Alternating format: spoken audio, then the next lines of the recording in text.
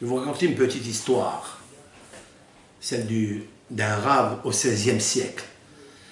Lorsque Shabbatai Tzvi, donc c'est un faux messie, qui était un très grand maître de Torah, qui a fait plusieurs miracles. Mais il a commencé à dérouter, parce que quand on commence à faire des miracles, quand on commence à dévoiler, visionner certaines choses de la Bible, etc., on commence à s'enorgueillir. Il ne faut pas tomber dans le piège, c'est grave. Et en fait, à cette époque-là, vivait à Cracovie un maître qui s'appelle Rav Yoel Serkish, qui a écrit un ouvrage intitulé Bait Hadash, qui a vécu au XVIe siècle, qui a écrit un ouvrage exceptionnel. Son gendre était le Taz.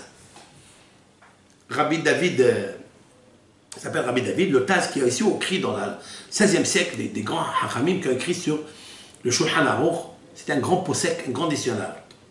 Le Bah a dit à donc le Bah, je vais le nommer comme ça, hein, le beau-père a dit à son gendre, va voir, regarde, observe, contemple le comportement de ce maître-là qu'on entend de lui, qui fait des miracles, tout le monde est en train de l'entourer, et ça peut être le Mashiach. Parce que le peuple d'Israël a toujours espéré que le Mashiach vienne. Donc ils ont dit, allez, il est parti. Pendant une semaine, il a regardé comment il se comportait ce rave, et vraiment un grand hassid, un très grand pieux, un très grand sage. Et quand il parlait les paroles de Torah, tous lui sortaient comme ça, il jonglait avec la Torah, les profondeurs, les sodotes, la Kabbalah. Et le Rav, il regardait. Mais il lui dit, son beau-père, il lui dit, quand tu verras tout ça, tu lui demanderas de faire une prière, parce que le gouverneur de notre ville à Cracovie est en train de nous faire des misères pour ne pas pratiquer l'étude de la Torah, le Shabbat, le Brit Mila, la Shehita. Il est en train de nous faire des catastrophes. Il faille qu'il lui fasse quelque chose pour l'éliminer.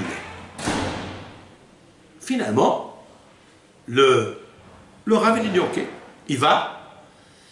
Et voilà que, en fait, une fois qu'il a fini de regarder qu'il était vraiment un grand maître, il a dit écoutez, mon beau-père qui s'appelle tel et tel, vous demande de faire quelque chose pour arrêter cet homme, ce gouverneur qui nous fait du mal. Il a dit, ah bon, comment il s'appelle? Il lui a donné le nom. Il y avait une herbe qui était accrochée, donc attachée au sol. Il a pris cette herbe, il a fait, hop, il a arraché l'herbe qui était dans la terre. Et il a dit, de la même façon que j'arrache cette herbe de sa racine, ben je vais arracher la neshama de tel monsieur de sa racine.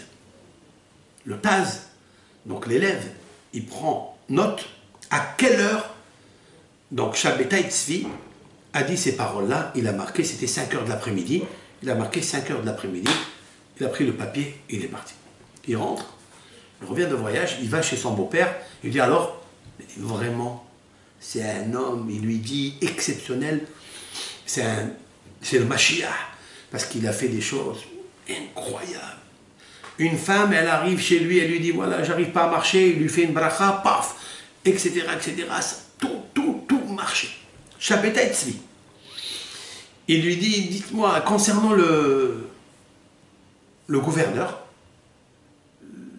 il lui dit, écoutez, il est mort. Il a dit, comment il a fait? Ben, quand je lui ai demandé, il a arraché, avec sa main, il a arraché l'herbe de sa racine. Et il a dit, de la même façon que j'arrache cette herbe de sa racine, ainsi s'arrachera l'âme de telle et telle personne. À quelle heure il est décédé, le gouverneur? À 5 heures. Il ouvre le papier, il lui montre, il lui dit, regardez, à 5 heures.